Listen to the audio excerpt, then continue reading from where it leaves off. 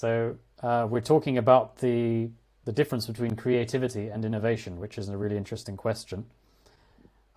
I'm the CEO. I'm Jay Canning, the CEO of Effective Intelligence, and I'm here with Jerry Rhodes, our founder, and we are an educational trust that helps individuals, organizations, and families transform their thinking to get exponentially better results. So this is a really, really interesting question, the difference between creativity and innovation. I think that for many people, they would consider those to be pretty much the same thing. I mean, if you look at it from a fairly basic level, creativity is, creating new things that haven't been done before, and innovation is pretty much a synonym of that. But you can look deeper at this, and really, even in the mainstream of business, people are starting to identify that creativity and innovation are separate from each other. They are distinct. Yes, we're And I've beginning done to some. make a breakthrough. Yeah, yeah. I'm what the main theme I'm seeing from what I see online is the way that they differentiate creativity and innovation is that they treat creativity as a state of mind, essentially. It's being in a state of openness. It's a general state of thinking outside the box in order to create new things. And then they define innovation as the actual practical application of new ideas to become products or business models or marketing approaches, whatever it is that's being innovated when it actually gets done and puts into the market and gets put into the market. That's what they label as innovation. Now, at Effective Intelligence, we look at this in a way on a different level. And so, Jerry, perhaps you can elaborate further. Could you Yes. I mean, I have a possibly lot could of you possibly sympathy give with people who muddle up creativity and innovation. Nearly everybody does it. It's rather like people often say needs and wants of our customers, as if they were more or less the same. Whereas actually the hmm, needs of a customer are often very largely removed from what they yeah, actually yeah, want. yeah, And that's one of the reasons why you have to sell to them well. hmm, One way of looking at it is that um, if you imagine that innovation can be written down in block capitals, that's innovation. And it's a big, big word which embraces two things underneath it. One of them is creativity, and the other is innovation. So innovation in lower caps, in lowercase, as it were, rather than in block uh-huh, capitals. So the word swims between one and the other, mostly in people's minds, completely, they're unaware of it. They just yeah, muddle it up. Thinking is often very loose. You can take a yes, graduate to water, but you can't make him think. I heard this morning on the wireless. that's a good one. That one. It's a good one. Well, thinking is People are very non-linear. poor at sorting out their thoughts. Yeah, thinking is non-linear. That's the point. Right, yes. And it's multi-diverse as well. And it's full of Yeah, feedback. And hmm, it doesn't go in straight lines, as you suggest. And yes, it's so have sympathy when somebody says it's a state of mind, because that's real, that's true. It is a state of mind. Perhaps we'll come to that a little later on when we discuss the thinking intentions profile. So I have spent several decades working with big businesses, helping them to understand the significance of how different it is to be creative and to be innovative. And so this is an important issue, and it makes a difference to the way they conduct affairs. Now, the second step in our thought process here might be to consider the model of mind which effective intelligence has created.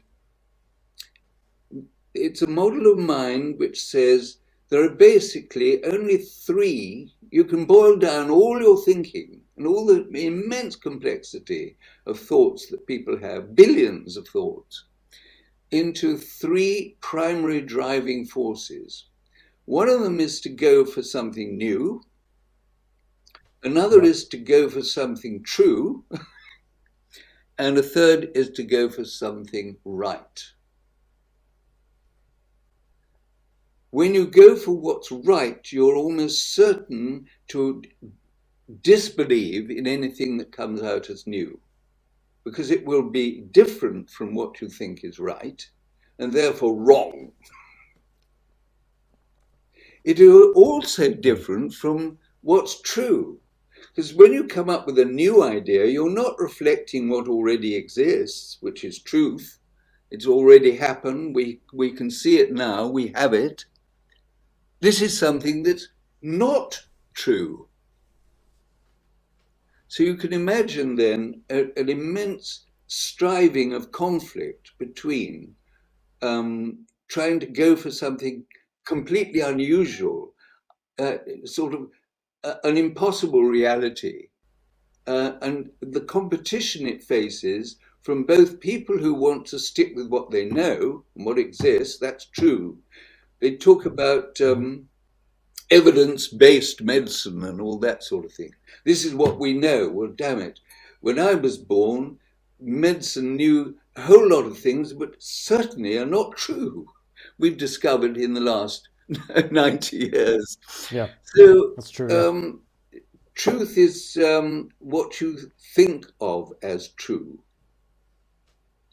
We never really reach it, but we're always striving for it. And judgment is often wrong. We make mistakes, but we are striving to do it right and to come to good judgments and so on. But interestingly, what we think of as good is violated when somebody comes up with something completely outlandish and unusual and original Mm. and inventive. You get the picture. Yeah. In fact, this picture Yeah. of the model of mind is so important conceptually that we've adopted it as our logo. That's the little pie chart, red, blue, and green thinking. Can you briefly just summarize red, blue, and green Yes, well, for those we've who don't know? adopted these colors for simplicity. You know, if you have a great tangle of wires in your motor car engine of pre-war, they're all black. But it makes a great deal of difference if you color code them, because then you can see your way, where this wire goes, what it leads to, what it causes, what it brings about, and so on and so forth. And so color is a wonderful decoder of information. And we've Yeah. identified striving for new ideas as the color green. We've identified striving for the truth or for what is known as red. And we've identified striving for what is good or right as blue. Blue, red, and green, of course, when you put them together properly, appear as white light. And Yeah. so symbolically, those three colors have a real significance, blue, red, and green. And when you use them Yes. all well, you reach the best conclusions you are ever likely to. Now, that's an Excellent. Yeah. oversimplification, of course, of an enormously complex issue about how thinking carries on. But we won't go into that now because we're focusing on creativity and invention. Invention, by the Yeah. way, comes from a Latin word, invenio, which is to discover. And innovation comes from another Latin word, novus, or innovation, innovare, which is new, discover something Yeah. new. So both invention and innovation come from the same root word, which is part of the confusion, of course. Now, the thing is that inventors are extremely unusual people. They're often looked at askance by other people because they're so different. They are different and Yeah, they they're come mad, up, considered therefore, to be with mad. different ideas. That's the Yeah. beauty of them. Hmm. But on the other hand, most new ideas fail. Most startup companies fail. I remember when one statistic was that of every new product idea that was launched within a company, only 1 in 40 actually got to market. I don't know Yeah. what the statistic is now, but it's probably unchanged. New things It doesn't sound struggle, unreasonable.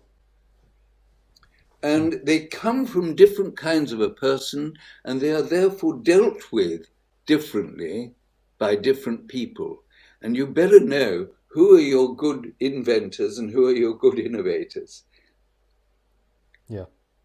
Um, a, a point that then becomes immediately significant is that in our action research with businesses all around the world for the more than 40 years, we have found that it's useful to be able to profile people. People are absolutely what matters. And it's good to know what kind of a person you're dealing with and what kind of a person you yourself are. Most people don't Yeah. really have a good handle on this. So we found a way of discovering, simply by asking questions, what kind of a person somebody is in terms of how they think about things. And it's very important to differentiate that that's not a personality It is test. absolutely not. It's a thinking personality test. In other words, it's a thinking, Exactly. it's how you like to think. It isn't even how you Yeah. do think necessarily. Some people are able to think against the grain, against their own grain. They will do things that they don't Hmm. really like doing, but they will do them. And it's Yeah. worthwhile. And also, some people would very much like to be inventive, but they're not. You know, Yeah. I'm afraid they fail at every hurdle. So liking something, and this is what we're measuring. We're able to measure what people like in their work, what they like to do, and how they like to do it. And that basic information tells you a great deal about the kind of person you're dealing with. Some people even discover things about their wife or their husband that they didn't know. Yeah. Yeah. It's amazing, but it's really true. And Yes. And when you've we seen that. run You've seen that happen. a learning program for advanced managers or upcoming people, we nearly always get them to discover what their thinking profile is. It's called the thinking intentions profile because the great invention that we came up with in effective intelligence was the concept of thinking intentions. It's a concept new to science. Nobody, for extraordinary reasons, has ever thought of it before, but we did. We thought of it Mm. in a joint project with Philips way back in the 1970s. And it's become the most important thing we've ever thought of, the best invention we've ever come with, and it drives all the work of effective intelligence that we've ever done. And we can measure what kinds of thinking intentions people have in their heads. What are their mental tools, if you like? What are Yeah. their mental operations? What are their mental muscles? You can drive with almost any metaphor about these things. These are what is beneath and below what you think. They're what drive what you think. They produce what they think. And mainly, they're invisible to most people. Some people are very conscious of themselves and conscious of what they're doing when they're doing things. But in general, people aren't very much when it comes to their own brain. They know less about it than they really need to. Now, we provide that. Yes, I mean, And yeah, I mean, we can provide that visibility because, as you said, thinking is invisible, yes, and we can provide that visibility. And in fact, anyone who's watching this video now can actually get their own thinking intentions profile. We currently offer free of charge. mm, We offer the questionnaire, which is 24 questions, and you can complete that online. You can follow the link, which is either on or around somewhere around this video or in the description. And you follow that link, do the questionnaire, and you will get your key strategic insights, which are 3 key pieces of information that give you tremendous insight about the way that you specifically think. So anyone who is interested, I would highly recommend that you go follow that link and get your key strategic insights oh, from us. that's good you say that, because that really needs to be known about. However, we Yeah, have a contingency plan. If you strive to be what you're not, if you fail in some areas of operation, you think, I'd like to be better at that. These skills, because these tools are skills, are learnable. That's what we do. Effective intelligence brings yeah, you the ability to do what you can't do now. yeah, which is especially valuable for people who are, solopreneurs or people who are working alone Yeah. on their business. Because if you don't have enough team members to provide a variety of thinking styles, then the onus is entirely on you. And that's when it becomes tremendously important to develop those areas which you are weak in. And effective intelligence can reveal to you those particular parts that you need to strengthen. Now, for those who are not just individuals, but they're in charge of some important organization, and they're thinking on behalf of their organization, there is a final point I'd like to make.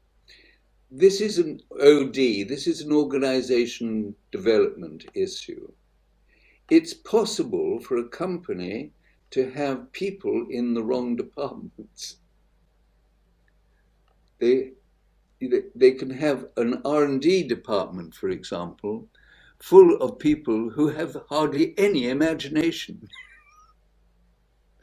We've even found Yeah, that. We've found that in practice.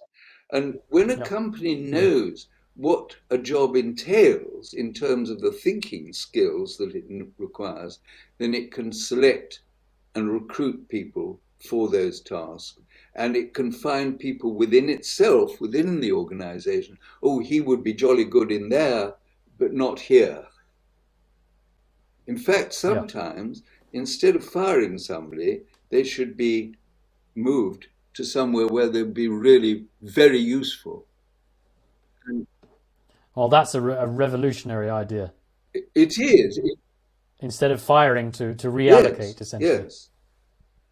Yeah, And in fact, the history of the thinking intentions profile was with a company called Dunlop, whose head of human resources collaborated with me in devising the thinking intentions profile because his job was to determine what management succession should be implemented, where people should go, how you should recruit people or promote people or appoint people from different parts of the organization.